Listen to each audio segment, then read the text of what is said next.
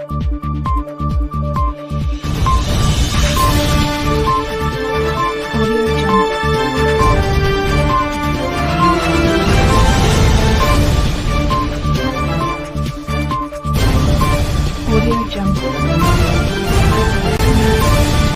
दर्शन सिंह चौधरी जी। आज rail budget पर बोलने का मौका दिया,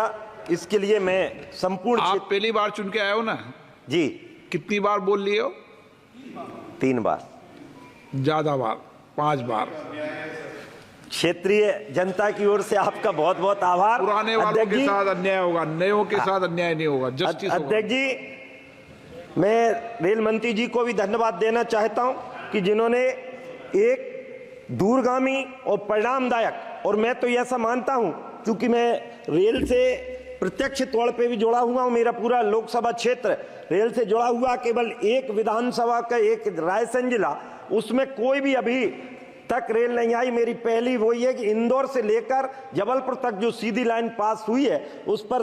शीघ्र काम हो, जिससे मेरे तेंदुखेड़ा, उदयपुरा और बरेली और बाड़ी तक का ये पूरी रेल लाइन का काम आगे बढ़ जाए। और दूसरा सबसे बड़ा काम आज इस रेल के लिए जो हुआ है कि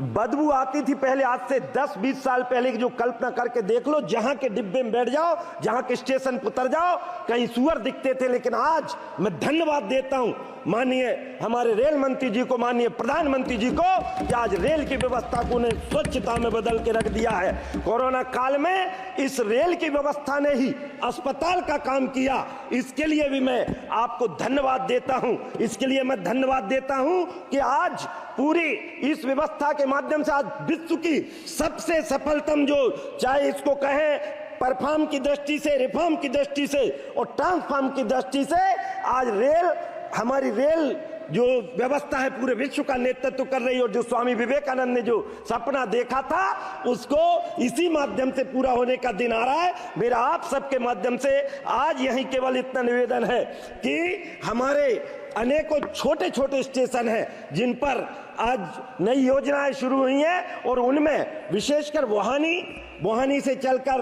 गाडरवारा, करेली और सालेचौका, सोहागपुर, बनखेड़ी, पिपरिया,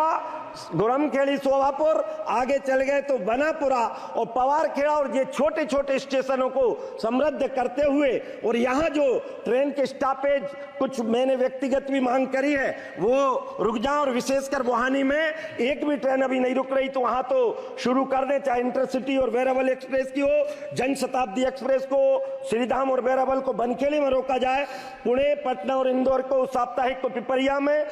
सोहागपुर में इंदौर इंटरसिटी, पुणे पटना, संघमित्रा और हावड़ा मेल, गंगा कावेरी रोके जाएं, बनापुरा में कामायनी एक्सप्रेस, गोवा एक्सप्रेस, और जो